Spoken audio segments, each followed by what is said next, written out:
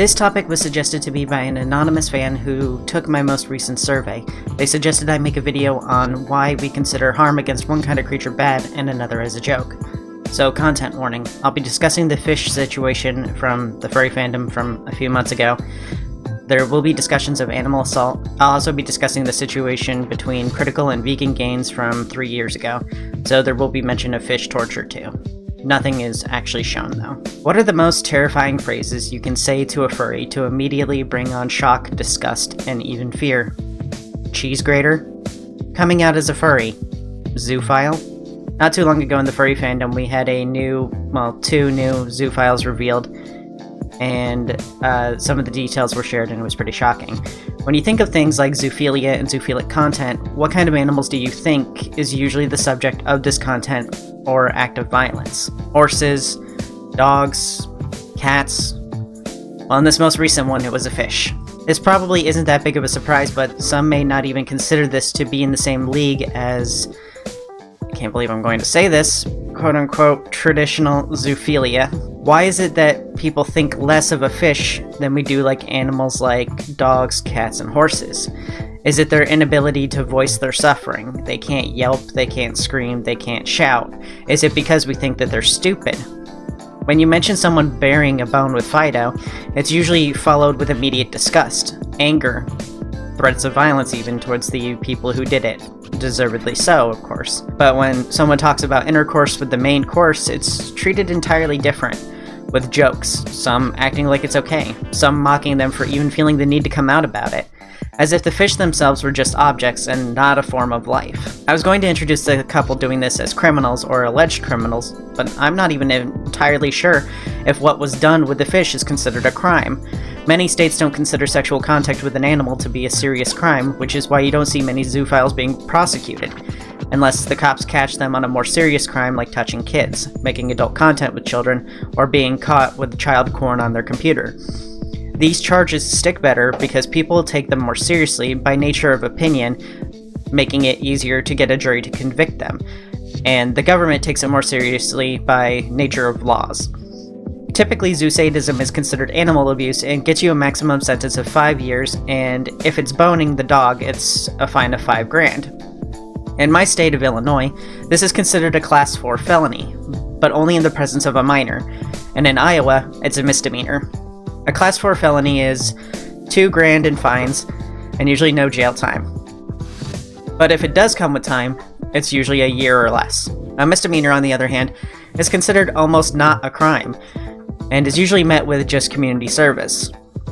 But the majority of dog doers don't see jail time because it's easy to keep something like that a secret and takes quite a bit of evidence to convict you of it. Thankfully, most zoophiles are also voyeurists and have this pathological need to tell everyone they're doing it, so video or photographic evidence isn't usually far off. But if someone is boning their dog, they're also likely engaging in other criminal paraphilias like CSA. So cops will usually try to stick them with that if they can. Anyway, I can't call these two criminals or even alleged criminals for sure because in many states this isn't a crime. So these two alleged fish are Mr. Teriyaki and Acid Rain Cloud. On August 21st of this year, 2023, a furry named Soul Smoothie posted some screenshots that their partner shared with them that were detailing disturbing information about Acid and Teriyaki. Smoothie said, "I can't imagine how someone finds killing a living thing for gratification okay. And yeah, hard agree. But many people, not just our government, don't take this crime as seriously as it should be taken, especially when you find out that it was done with a fish." For those of you who somehow haven't seen this, as it's been 3 months by now, I'll read over the full thing for you. Content warning, descriptions of sexual contact with fish. If you find this particular part disturbing, please skip to this timestamp. Not all of our kinks are morally correct. There's just one kink I don't share with anyone because it would be upsetting. What? You dork, you can tell me. It would have to be extreme for me to be surprised, lol, and I would never judge you. Sigh. Asterisk. Sigh. Asterisk. Oh, they're role-playing. Okay, but this is a secret, and I don't want you to tell Mike that you know either, just in case. I don't think he'd be upset that I said anything, but I'm just not sure, lol. That's fine, my lips are sealed. Something that Mike and I do kinda often is play with live fish. He'll fill me with water and fish, usually just one, but sometimes more. He likes the part that there's a little being inside of me, part of the vor thing, seeing them and feeling them wiggle. But, oh my god, I read this already once before, but it's really gross. But he'll also me while they're still inside me, which feels amazing, heh. But the thing is, they usually don't survive that part, unfortunately. I push them out into a fishbowl, and if any survive, they get put back in a tank, and we'll use them again later. It sounds kinda harsh to the fish, but it's kind of amazing. It's not kinda harsh to a fish, you are killing them. It's beyond harsh. It is killing. It's killing. Harsh is like, oh, you say a mean thing to them and you hurt their feelings. This is killing them. And that the couple referred to what they did with fish as a kink and just upsetting is a bit delusional. This is something they clearly have been doing for a while, and that they've since justified it in their heads in this way. How does someone even stumble on this? There are so many points in this situation that you have to stop and ask yourself, is this weird? Is it wrong? Maybe I shouldn't do this. This isn't something that can be done by accident. You don't just slip and fall and now there's a barracuda in your butt. Where did they even think up this idea? There are so many points that you could have stopped. In fact, here's a list of points where they could have stopped themselves and changed their minds but didn't. When they grabbed their keys to get the car to go fish shopping. The long drive to the fishery of their choice. When they arrived at the store. While they watched fish in the tank. While they were discussing which fish would be best. While they were finding a shopkeep to pull the fish out for them. While paying for the fish. While driving home with the fish. And lastly, just before inserting the fish. For those counting at home, that's 10 opportunities that they had to stop and change their mind about this, and they didn't. One might think that this whole thing is a joke just because of the obscurity of someone wanting to do something with fish is surprising. Every time someone is caught for zoophilia, it's usually dogs, horses, and then cats in that order. Usually because those are the likely ones already in or near their home, and the ones that would be the quote-unquote most willing to participate, but these are fish. It's impossible to even imagine how someone could find this idea sexually gratifying.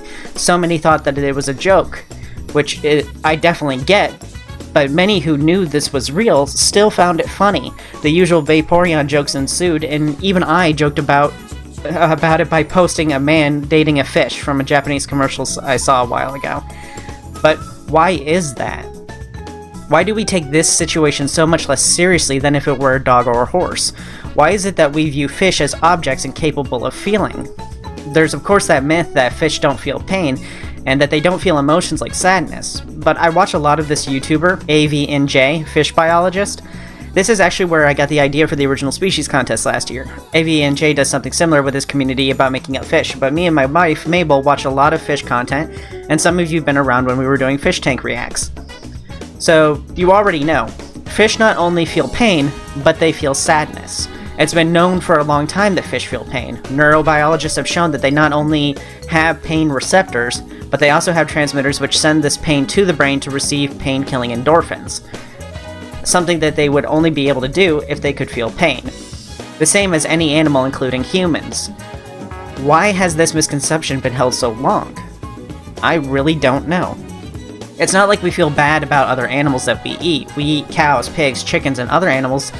All that we know feel pain and sadness, and it's never stopped the majority of us from eating them. So I don't know why this myth is so common or why it was perpetuated in the first place. It's not like pain and suffering of animals has ever stopped us from eating them before. Maybe it's a lie we tell our kids so that they don't feel bad for their pet fish in their tiny glass prison, but in actuality, they're suffering. So those fish that Teriyaki and Acid were quote-unquote playing with were likely not only sad, but in pain and suffering greatly, lacking oxygen and the other horrible things happening to them that they just don't understand, can't understand, and that I won't describe. They had to die that day, and they don't know why. These weren't mercifully killed creatures. Debatably, one could say that there is no such thing as merciful killing. They were tortured for another person's sexual gratification. This question of why we're okay with the suffering of some animals over others is one that we've been asking for a long time now, but the more common form of this question is, what's the difference between an animal we consider pets and ones we consider foods? This is a question that has been asked a lot, and has become pretty prominent in the past few years, and unfortunately, it doesn't have a clear answer. Vegans have a pretty clear grasp of this question since they don't eat animals at all. The difference between food in one place and pet in another is culture, and just arbitrary preferences. But when asking a meat eater this question, it usually comes down to culture and I don't know.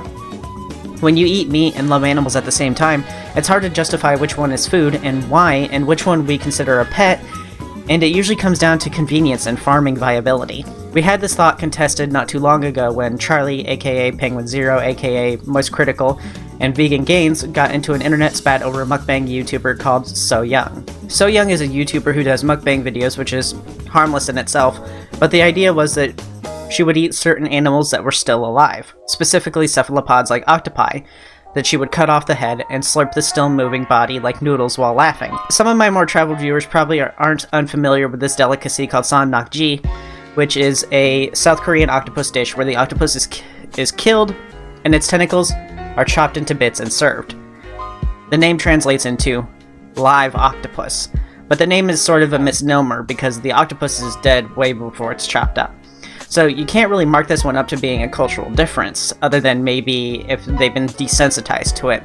But So Young was actively torturing and killing a live animal for the entertainment of millions, but we were okay with it because it wasn't a dog or a cat. And in that sense, she's no different than teriyaki and acid. Charlie correctly called out So Young for her animal torture, although calling her out didn't help, as now she sits at 10.4 million subscribers, just 4 million less than Charlie, and she's still making videos. Callouts don't really work. Anyway, Charlie defended the octopus by saying it's not like most fish, that it has the intelligence of a toddler, which is accurate, but Vegan Gains made a response video calling Charlie a hypocrite.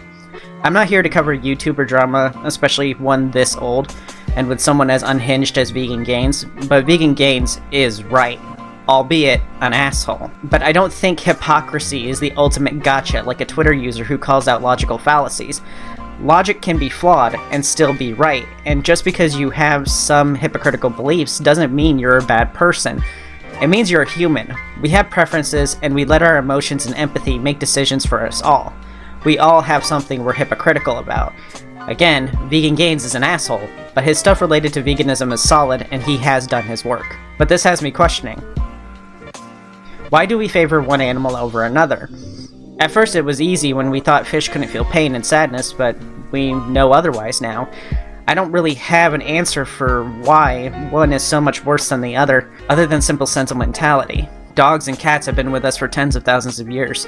When we see a dog or a cat, we see ourselves in them. We see our idiot friend who eats out of a bowl, or the trash if we let him, or our prissy friend who sunbathes and grooms herself all day. When we see a fish, we see an object floating in the water.